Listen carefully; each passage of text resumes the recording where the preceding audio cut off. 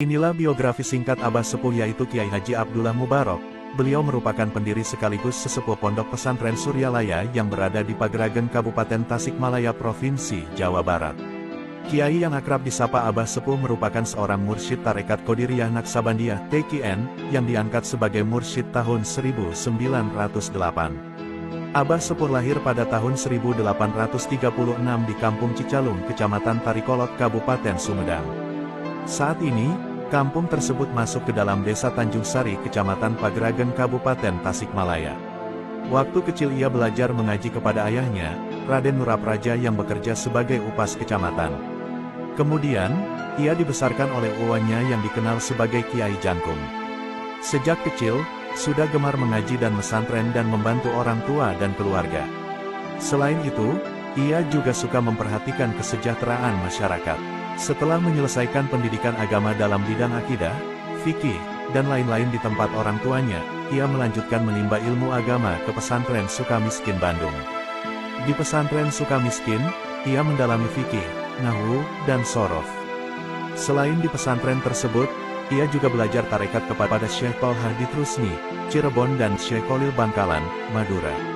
Pada tahun 1890, ketika usianya setengah abad, ia membuka pengajian.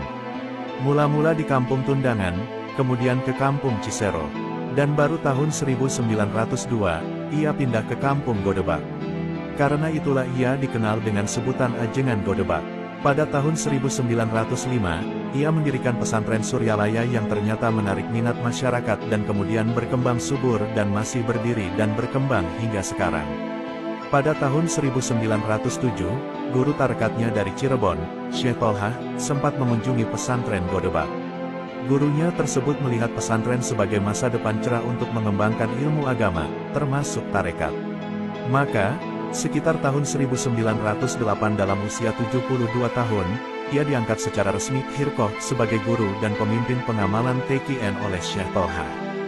Di dalam tarekat itu, ia juga memperoleh bimbingan ilmu tarekat dan bertabaruk kepada Syekh Khalil Bangkalan Madura dan bahkan memperoleh ijazah khusus sholawat Bani Hashim.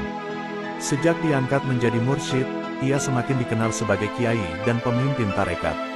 Pada tahun 1950, ketika usianya memasuki 114 tahun, Abah Sepuh mengangkat salah seorang putranya, Kiai Haji Ahmad Sohibul Wafa Tajul Arifin, sebagai pendamping yang dipersiapkan untuk menjadi pemimpin.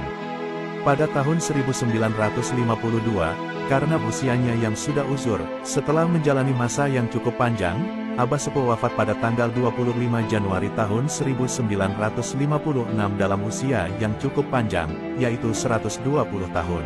Ia meninggalkan sebuah lembaga pondok pesantren Suryalaya yang sangat berharga bagi pembinaan umat manusia. Pesantren tersebut dilanjutkan putranya yang sudah dipersiapkan sejak awal, Abah Anom. Putranya yang kelima tersebut juga melanjutkan dan menggantinya sebagai mursyid tarekat Qadiriyah Naqsabandiyah hingga saat ini.